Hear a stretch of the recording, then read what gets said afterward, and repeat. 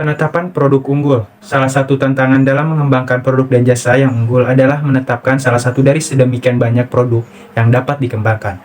Penetapan produk dan jasa ini harus dilakukan untuk memulai usaha dan juga memenangkan persaingan. Manajemen inovasi adalah proses mengelola inovasi di suatu perusahaan agar dapat berdaya guna bagi penciptaan keunggulan bersaing yang berkelanjutan bagi perusahaan. Seorang wirausaha memerlukan manajemen inovasi untuk mengatur ide-ide hasil kreativitas dan inovasi yang mungkin dapat menjadi sangat banyak keberadaan ide-ide tersebut. Ide-ide tersebut harus diatur dan disusun secara sistematis agar sesuai dengan perkembangan usaha, melalui sistem yang terstruktur, sistematis, efisien, dan berkelanjutan. Evolusi inovasi. Radwell pada tahun 1994 menjelaskan bahwa evaluasi inovasi terbagi dalam 5 generasi perilaku inovasi, yaitu generasi pertama, inovasi 1G, teknologi push. Area inovasi lebih menekankan sebagai fondasi dari revolusi industri. Lalu ada generasi kedua, inovasi 2G, network. Area inovasi berbasis pada fokus pasar dan konsumen, di mana konsumen menekankan kebutuhan dan respon teknologi produksi. Lalu generasi ketiga, 3G, coupling model. Area inovasi berkembang menjadi model pengelompokan dan melalui R dan D untuk mengembangkan ide-ide baru bagi pemasaran dengan feedback dari pasar. Lalu, generasi keempat inovasi 4G, integrate model, R dan D, dan pemasaran memiliki aktivitas yang terintegrasi dengan pemasok. Lalu, generasi kelima, inovasi 5G, System Integration and Networking Model. Model ini inovasi yang mengintegrasikan strategi mitra dengan supplier dan konsumen melalui sistem yang tangguh dan memiliki kolaborasi antara pemasaran dan penelitian yang kuat. Selanjutnya, contoh penemuan yang mendunia. Ada beberapa contoh penemuan yang dihasilkan oleh kelima generasi inovasi tersebut telah mewarnai dunia, bahkan merubah perilaku konsumen. Yang pertama adalah ballpoint. Ballpoint sendiri baru ditemukan dan dikembangkan pada tahun 1938 oleh Ladislaw. Ladislaw ini merupakan seorang jurnalis. Pada zaman itu, alat tulis yang digunakan adalah pena yang dicelupkan ke tinta.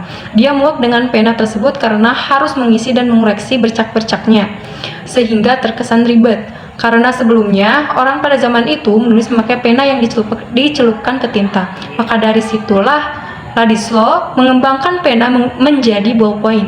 Yang kedua adalah plester. Awalnya ditemukan oleh Early Dixon, seorang karyawan Johnson & Johnson.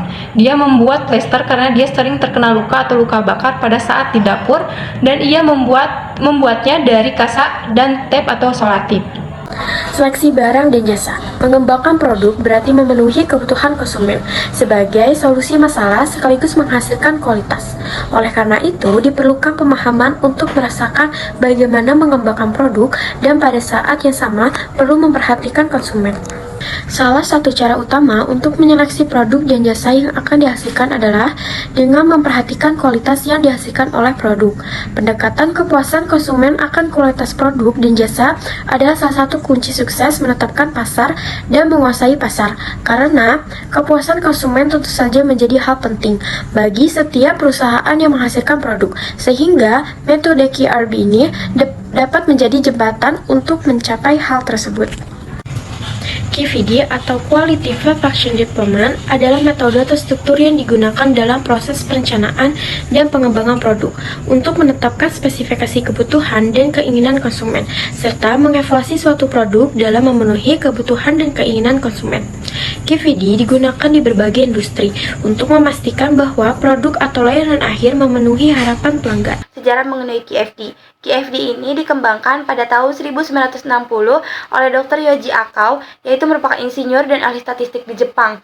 Pada saat ia bekerja di Shipyards Mitsubishi Heavy Industry, ia awalnya menggunakan QFD ini untuk meningkatkan proses pembuatan kapal dan supaya untuk dapat mengintegrasikan kebutuhan pelanggan ke dalam desain produk yang lebih efektif.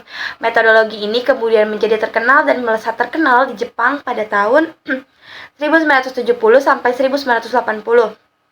Terutama pada saat otomotif di Jepang itu sedang tinggi-tingginya, Toyota mengadopsinya untuk meningkatkan kepuasan pelanggan dan juga meningkatkan kualitas produk.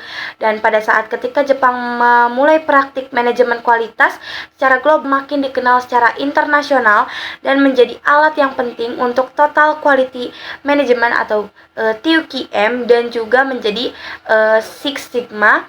Dan seiring berjalannya waktu, QFD ini merupakan gagasan utama atau dasar utama yang menjadi dasar untuk pengembangan produk dan juga peningkatan proses yang berfokus pada pelanggan. Nah, saya juga akan menjelaskan manfaat mengenai QFD. Yang pertama itu ada meningkatkan kepuasan konsumen, meningkatkan kualitas produk, meningkatkan nilai mutu produk, terus menjadikan andalan produk dan juga meningkatkan produktivitas, juga mengurangi pembiayaan dan juga meningkatkan suatu komunikasi. Tahapan QFD ada 4 langkah-langkah tahapan QFD. Yang pertama adalah perencanaan produk. Pada tahap awal ini, kebutuhan pelanggan diterjemahkan menjadi persyaratan desain khusus dengan menggunakan House of the Quality of Metrics, suara pelanggan atau Voice of Customer (VOC), dikumpulkan melalui berbagai metode seperti focus group discussion (FGD) dan wawancara. Kemudian, feedback dari pelanggan dianalisis untuk mengidentifikasi desain penting dan fitur produk. Yang kedua ada pengembangan produk. Selama fase ini menentukan persyaratan desain dengan mengidentifikasi bagian-bagian penting dari praktik komponen berdasarkan daftar karakteristik yang diprioritaskan dari fase perencanaan produk.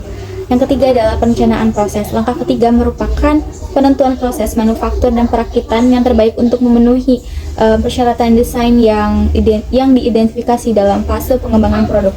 Tim terkait akan menentukan pedoman operasional, elemen, dan parameter yang diperlukan untuk memproduksi produksi yang efisien.